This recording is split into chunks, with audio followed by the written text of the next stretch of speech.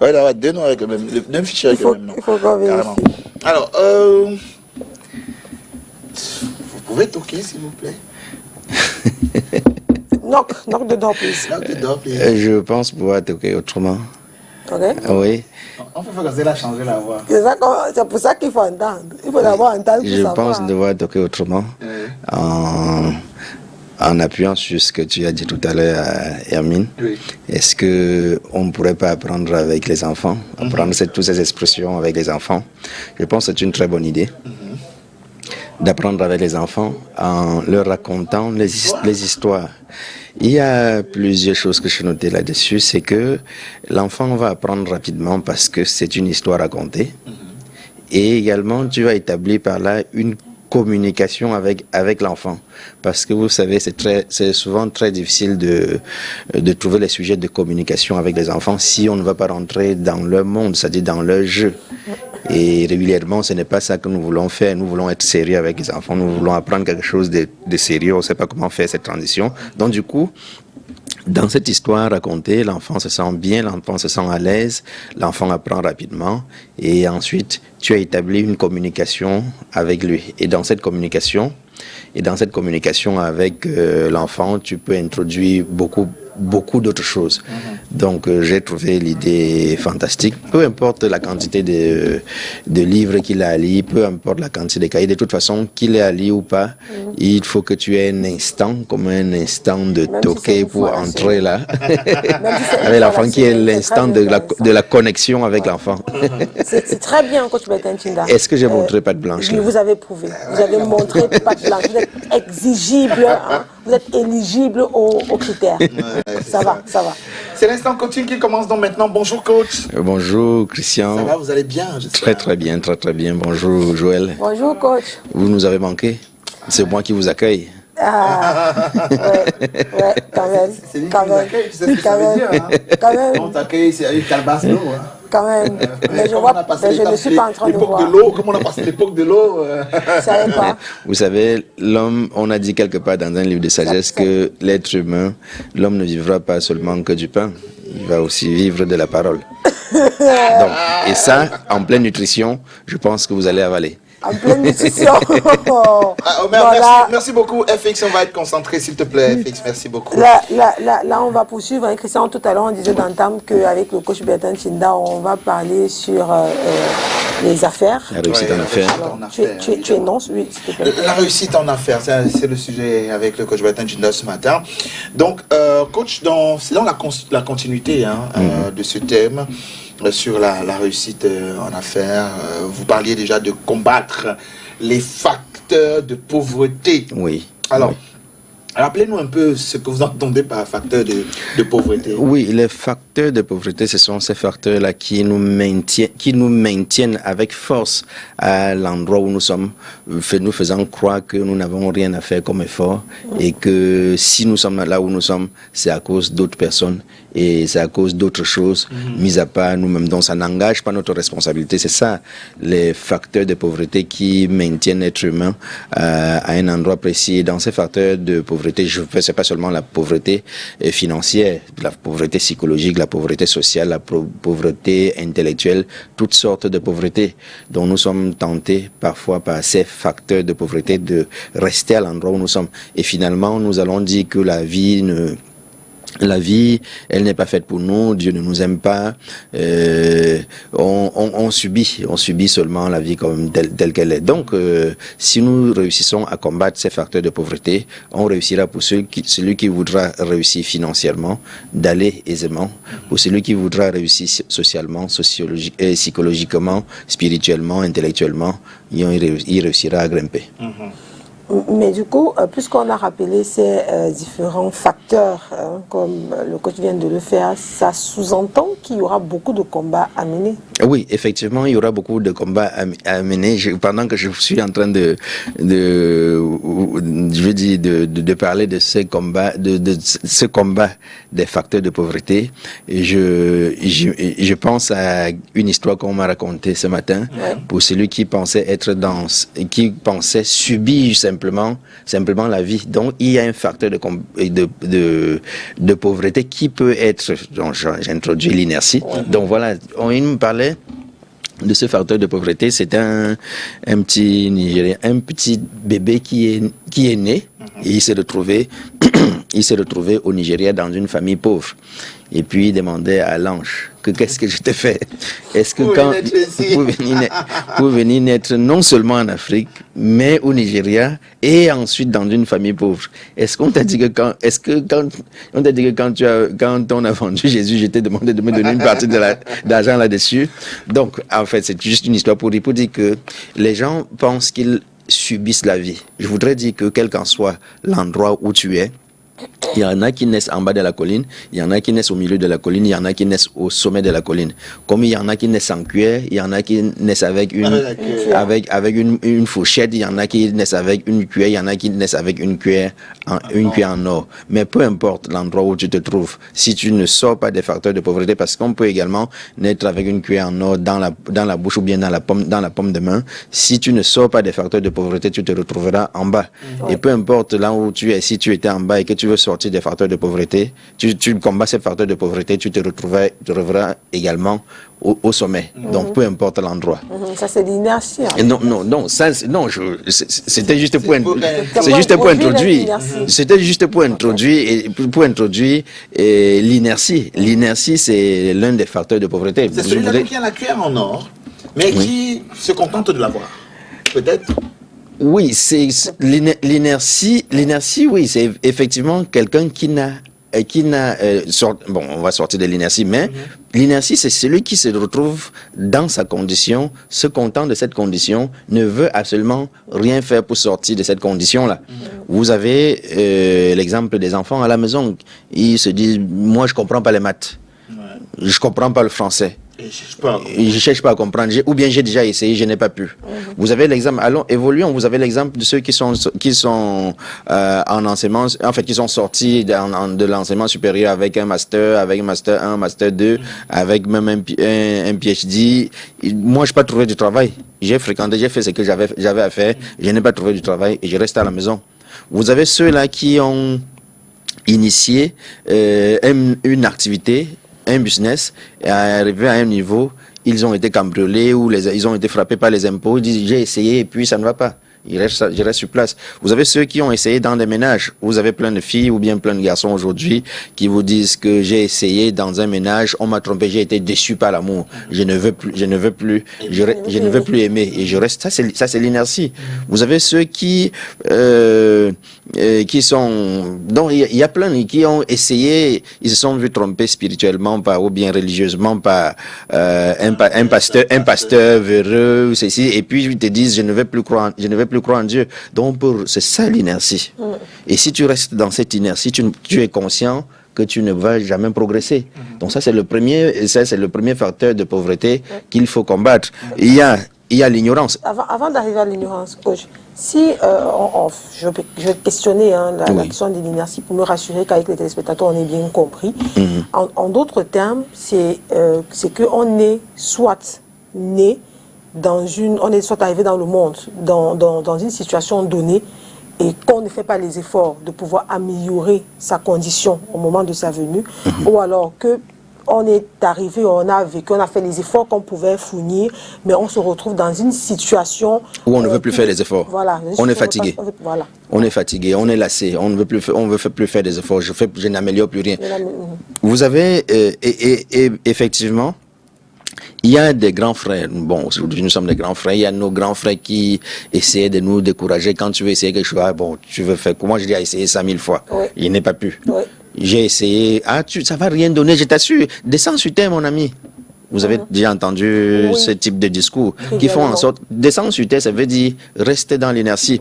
Or, ce que je dis, c'est que peu importe le nombre de fois que quelqu'un a pu échouer quelque chose, s'il a la volonté de réussir, d'y aller, il va y aller. On a l'exemple de Thomas Edison pour la lampe à incandescence où il a échoué, échoué de fabriquer la lampe, c'est-à-dire la lumière, la lampe là, en Canada. Il a échoué 9999 fois. C'est la 10 millième fois qu'il a échoué, qu'il a réussi. Quand on lui a dit, tu as échoué 9999 fois, il a dit non. J'ai appris 9999 façons de faire briller une lampe. Donc vous voyez, c'est l'interprétation que nous donnons à une chose. Oh, nous avons toujours des gens qui sont autour de nous en train de dire que ça ne va pas marcher, tu ne pourras pas réussir. Et c'est d'ailleurs la raison pour laquelle je disais la semaine dernière sur ce plateau qu'il faut nettoyer, il faut soigner son cercle d'influence. Vous devez choisir les personnes avec qui vous marchez. Choisis de voler avec des aigles et de ne pas picorer avec les poussins. Ouais, super. On peut donc évoluer. Parlons de l'ignorance. Connaître ça, c'est ne pas être ignorant. Oui, l'ignorance est également un grand facteur de pauvreté. Vous savez, celui qui n'est pas en train de nous écouter, il ne saura pas que l'inertie est un facteur de pauvreté. Oui. Celui qui n'a pas une information, celui qui n'a pas, par exemple, l'information sur l'intelligence artificielle aujourd'hui, 5 ans après, il va être plus en arrière que là où il est aujourd'hui. Oui. Celui qui n'a pas compris le digital il y a 2 ans, il y a 3 ans, ou il y a 5 ans, il est en arrière par rapport. Celui qui n'a pas compris l'informatique, vous voyez, l'ignorance est un crime. Oui. Si je ne sais pas que le couteau peut tuer, et je prends le couteau pour jouer avec, sur le coup, je finirai par tuer. L'ignorance est un crime, et même, c'est pas moi qui le dis, dans la Bible, qui était un grand livre de sagesse, un sage a dit, mon peuple périt par manque faute de connaissances. Oui. Donc, si vous êtes ignorant, vous n'allez pas chercher, et l'information ne viendra pas vous trouver là où vous êtes. Vous voyez, pour que les téléspectateurs soient en train de nous regarder, nous écouter aujourd'hui, il faut qu'il ait mis la télé pour rechercher quelque chose, rechercher une information. C'est pour cette raison qu'à cette heure-ci, il a zappé, il s'est assis, il a dit, j'écoute cette émission jusqu'à la fin. Oui. Maintenant, si vous ne savez pas ce que vous cherchez à la télé, vous zappez, vous êtes ignorant de tout, et finalement, vous allez rentrer dans le plan d'une autre personne, ou bien vous allez être l'objet du projet d'une autre personne, parce que vous ne savez pas ce que vous voulez. Sortir de l'ignorance, c'est synonyme de savoir ce que vous recherchez, savoir où vous voulez aller. Ouais. À côté de ça, il y a la dépendance aussi. Oui, la dépendance, c'est aussi un très grand crime, la dépendance. Un crime contre soi. Pas contre l'autre, mais un crime contre soi. Ouais. Vous savez, si vous êtes habitué à rester que l'on vous tende, en fait, tendre la main et que tonton dépose, et que tata dépose, et que l'oncle dépose, et que l'on vous donne, vous voyez, vous ne pourrez plus absolument rien faire. Je vais décrire le cliché avec les jeunes d'aujourd'hui. Dans les quartiers, vous sortez le matin pour aller pousser. Les jeunes sont assis au quartier, à l'entrée du quartier, en train de faire les commentaires. Et ils se moquent de vous. Quand ils te voient passer 2 ou 3 fois, ils te montrent avec la... Quand tu passes, ils te montrent avec la bouche. Le voilà qui passe encore. Le voilà, il va où? Vous savez pourquoi est-ce qu'ils vous montrent avec la bouche? Parce qu'en montrant du doigt, tu peux te retourner. Tu vois comment son doigt est tendu. Le voilà. 2, 3 fois. Et quand tu rentres, ça commence à donner. Ils ont sorti une expression. Le gars brise. Et quand le gars brise, c'est quoi? C'est que on va commencer à dire ma grand. Il n'y a pas 100. Il n'y a pas 100 francs. Oui, ça. Président. Et président, le porteur.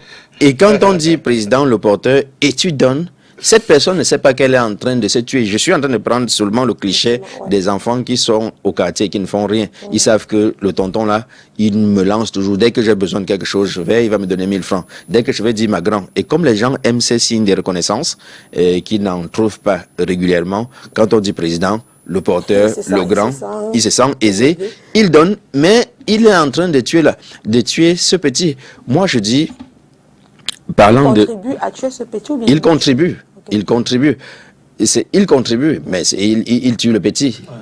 Qu'il contribue, oui, qu'il tue, il tue le petit. Ce que je dis souvent, c'est que l'argent ne se donne pas, l'argent se mérite. Les choses ne se donnent pas, les choses se méritent.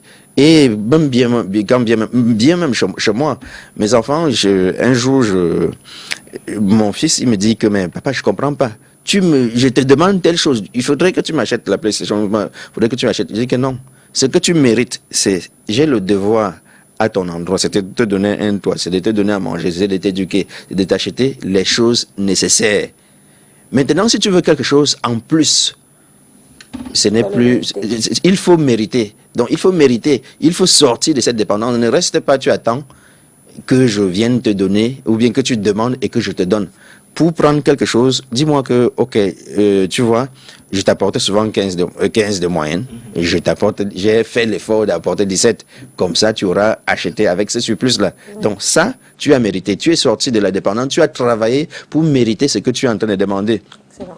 Si on prend le cliché des femmes, c'est devenu tout un désordre aussi aujourd'hui. C'est-à-dire des filles, c'est devenu tout un désordre aujourd'hui. C'est-à-dire que on pense qu'une relation entre un homme et une femme, c'est une prise en charge financière. Même aussi, l'homme pense que c'est une prise en charge sexuelle aussi. Donc, si on devient, si on ne sort pas de cette dépendance pour être autonome. Quand un sujet doit être mis sur la table, la femme sait que, ok, je ne vais pas mettre le sujet sur la table, je vais mettre sur le lit. C'est-à-dire, après l'acte, voilà ce que parce qu'il est dépendant. Maintenant, quand tu veux demander, je dis c'est vrai. Il va mettre le sujet sur le lit, c'est-à-dire c'est après l'acte sexuel qu'elle va te poser le problème. Parce que elle sait que tu es dépendant de ça. Tout comme pour poser aussi le problème à la femme, tu vas acheter les cadeaux, tu vas mettre aussi de l'argent. Tu as déplacé la façon de résoudre parce que tu sais qu'elle est dépendante de ça. Ce que je voudrais dire pour réussir, pour que les relations soient correctes, justes, il faudrait parler au moment où cela se doit. C'est-à-dire quand c'est posé sur le lit, tu dis non, allons à table. Allons à table. Oui. Quand le cadeau est donné, ok, je prends, je dépose, je dis... Parlons ici sur la table. Je dépose le cadeau derrière. Parlons ici sur la table. Nous sommes en train de parler de la réussite en affaires. De la réussite. Et cette réussite, comme vous voyez, ne concerne où il n'y a que 3 ou 5% maximum de personnes qui sont dans ce carnaval-là. C'est pour cette raison que tous les exemples que je suis en train de prendre, vous voyez, ça va amuser plus d'une personne de l'autre côté, parce que la personne a dit, mais c'est toujours comme ça qu'on fait. C'est toujours comme ça que qui fait. C'est toujours comme ça que les 95% des personnes font. Oui, et ils ont toujours les résultats qu'ils ont. Moi, je ne veux plus avoir les résultats des 95% des personnes, donc je vais faire autrement. Du coup, enlève ce sujet du lit, viens le déposer devant nous sur la table. Oui, c'est très important parce que ça cache un peu de la malhonnêteté quelque part aussi. Hein. C'est de la ruse. Oui, c'est de la ruse et qui aussi peut cacher de la malhonnêteté. Très bien, parce que la malhonnêteté également est un facteur de pauvreté. Cette malhonnêteté, oui, c'est un facteur de pauvreté. Si tu obtiens des choses toujours par la ruse, par la malhonnêteté, penses-tu que tu auras des gens qui auront confiance en toi, quel que soit le sujet? Si tu n'as pas... Ils vont savoir que mais ce monsieur, il m'avait trompé. Prenons l'exemple. Aujourd'hui, dans notre paysage, on a beaucoup de compagnies de marketing des réseaux qui fleurissent. On a beaucoup de compagnies qui utilisent le multi-level marketing pour fleurir. Mais ça, tu ne pourras amener quelqu'un à investir là-dedans ou à t'accompagner là-dedans si et seulement si par le passé, tu as été droit avec cette personne. Ouais. Tu t'imagines que cette personne t'a toujours trouvé un peu louche. Tu n'as jamais dit A et on a véritablement trouvé A. Tu as dit A, à la limite on a trouvé A'. C'est-à-dire que quelque chose qui ressemble à A. Penses-tu qu'il pourra te faire confiance? Or, dans la vie, on ne sait presque jamais celui avec qui tu vas socialement ou bien professionnellement ou bien sur le plan des affaires te mettre et que ça bombarde. Tu peux avoir quelqu'un dans ton équipe. Je parlais du multi-level marketing pour ceux qui comprennent. Tu peux avoir 1 ou 2 personnes dans ton équipe et que ce sont ceux-là qui vont te faire exploser et changer totalement ta vie. Mais dis-toi, si tu as été malhonnête par le passé, dis-toi également que quand tu es malhonnête, si tu as été malhonnête par le passé, tu n'as pas construit des honnêtes personnes avec qui tu es. Parce que tu as forgé autour de toi ceux-là qui vont être là avec, oui, pas une équipe de malhonnêtes, mais une équipe de personnes qui ont plié un doigt, qui ont collé un timbre, qui à la moindre ouverture vont se venger. qui est venu sur la terre pour accompagner les autres? Personne. Qui est venu sur la terre pour se laisser truander par les autres? Donc, ça veut dire que quand tu truandes les gens, ces personnes, à chaque fois, se disent, OK, on attend l'occasion. Et on a cet esprit de malhonnêteté dans les affaires. Imaginez, pas qu'imaginez, allons-y de façon pratique. Quand vous allez dans les boulangeries, qu'est-ce que vous dites? Et on sait qu'il y a plusieurs... non, dans les boutiques, qu'est-ce que vous dites? Vous savez qu'il y a plusieurs personnes qui sont venues livrer le pain. N'est-ce pas, vous dites toujours, je veux le pain de tel. Hein? S'il y a le pain de tel... Oui, s'il y a la possibilité d'avoir plusieurs... Oh, tu vas passer au commercial. Donc, s'il y a plusieurs livreurs de pain, vous allez toujours dire, je veux le pain tel. Pourquoi? Parce que cette personne a été honnête dans la fabrication de son pain. Oui. Et les autres personnes, comme ils ont dit, bon, comme c'est 0,5 grammes, je peux mettre 0,4. Comme ça, je vais accumuler les 0,1, 0,1. Ça peut me donner beaucoup de 0,4, ça va faire et je vais m'enrichir par là. Vous voyez, en retour, il finira toujours par arrêter. Oui. Oh, si celui-là qui te donne du pain normal dans des conditions normales, même s'il ferme, 5 ans après, il revient, il dit c'était bon. Et on reviendra. Donc, vaudrait mieux s'aimer de la bonne graine avec l'honnêteté, parce que l'honnêteté est une richesse. Je pourrais encore aller beaucoup plus loin. Je dis très souvent à mes étudiants que quand je vous dis citez-moi vos capacités, il y en a qui, quand on parle de capacité, ils pensent que c'est savoir bien faire la comptabilité, savoir bien être stratège. Non, il y a certaines capacités, la capacité d'être honnête. D'être honnête, oui. La capacité, c'est une forte capacité et que l'on peut vendre au moment où vous êtes en train de vous vendre à une entreprise ou à vous vendre à quelqu'un. La sociabilité d'ailleurs. Vendre à quelqu'un. Vous la vendez cette honnêteté très chère. Oui. Vous pensez que on prendra tout le monde pour mettre comme trésorier? Non. On prendra tout le monde pour mettre comme caissier? Non. On prendra tout le monde pour mettre comme assistant? Non. C'est parce que cette intégrité-là, cette capacité à être honnête, à être juste, c'est cette... Oui, c'est ça qu'on achète. Ça fait partie d'ailleurs des CV au jour d'aujourd'hui, coach, pour embrayer dans ce que vous êtes en train de dire, ces capacités qui ne sont pas toujours techniques, qui sont des qualités intrinsèques. Et que l'on ignore parce que l'élite a détourné l'attention vers autre chose. On dit, qu'est-ce que tu sais faire? Mais je sais être honnête. Oui. Ça, c'est une capacité. Il y en a qui ne savent pas être honnêtes. Vous voyez, si cette valeur-là, cette capacité-là était la capacité la plus partagée au sommet de l'État, on n'aurait pas aujourd'hui autant de personnes qui sont en prison. On n'aurait pas autant de malversations financières chez les directeurs généraux ou bien simplement dans les services où quand tu viens, on attend que tu donnes un dessous d'état pour que ton dossier avance ou bien qu'un papier soit signé. Donc c'est justement parce que ces personnes n'ont pas appris, ne sont pas capables d'être honnêtes. Quand ils ont ils savent que si je n'ai pas deux, il faut absolument que j'ai deux. Comme ça, le 1 que je mérite, je dois garder ça. C'est le 1 que je dois attraper là, que je dois pouvoir utiliser pour vivre. Ils ont d'autres capacités que l'honnêteté. Et pour embrayer dans ce que vous dites justement sur la question de la malhonnêteté, et vous avez parlé de s'aimer la bonne graine aujourd'hui, ça m'a rappelé que dans la pensée du jour, aujourd'hui en début d'émission, on a pris cette pensée de Robert Louis Stevenson qui dit « Ne juge pas la journée en fonction de la récolte du soir, mais d'après les graines que tu as semées. » Effectivement, il y en a qui vont regarder à ce qu'ils ont gagné le soir. Mais comment ils l'ont gagné? Ou bien, prenons ça sur l'être humain, ou bien sur ce que l'être humain a été. On ne voit que la face visible là. On oublie, comme Longuet, c'est Longuet ou bien Tombamika. C'est lui qui dit d'abord. C'est-à-dire que... Non, je pense que c'est peut-être Kengo de Froid qui disait que la vraie magie, c'est le travail. Quand vous voyez devenir un bon musicien, aujourd'hui, vous oubliez, ça c'est la récolte du soir, vous oubliez que la graine qu'il a semée, c'était l'endurance, c'était l'honnêteté, c'était le travail, c'était la simplicité, c'était l'engagement, c'était tous ces éléments dont il a été sujet pendant... C'est une très belle coïncidence. Plusieurs années, pendant tout ce temps. On va sortir, on a carrément un coup de temps, on a le dernier combat, qui est la maladie.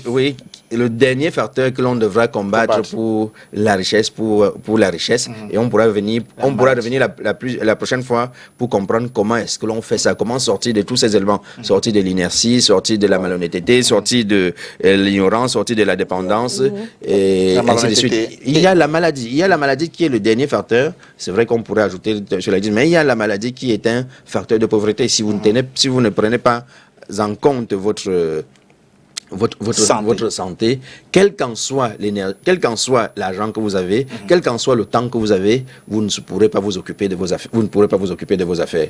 Vous ne direz jamais à quelqu'un, va te coucher sur mon lit de malade parce que j'ai de l'argent. Prenez bien soin de vous. Allez, merci coach, prenez soin de vous alors. Merci. On se retrouve vendredi. On va justement savoir comment sortir de tout ça. Tout à fait. Alors Chris, on se retrouve demain. À demain, Jojo. Avec les spectateurs. Tu as dit 7h. Oui, bien sûr, 7h. Et j'ai envie qu'on sorte avec cette pensée-là. Ne regardez pas à la récolte du soir. Oui. Les graines que vous avez sémées en matinée. En première partie de l'émission, ça a été dit. En deuxième partie, ça a été dit. Ce n'est pas une coïncidence. C'est tout simplement parce qu'il y avait quelque chose à apprendre de cette matinale. Et vous ferez bien de nous retrouver demain lorsqu'il sera 7h. C'est bien que la journée commence et qu'on parle de ça. Coaché. Rendez-vous dans le soir pour faire le bilan de la journée. Télévision aussi. Salut.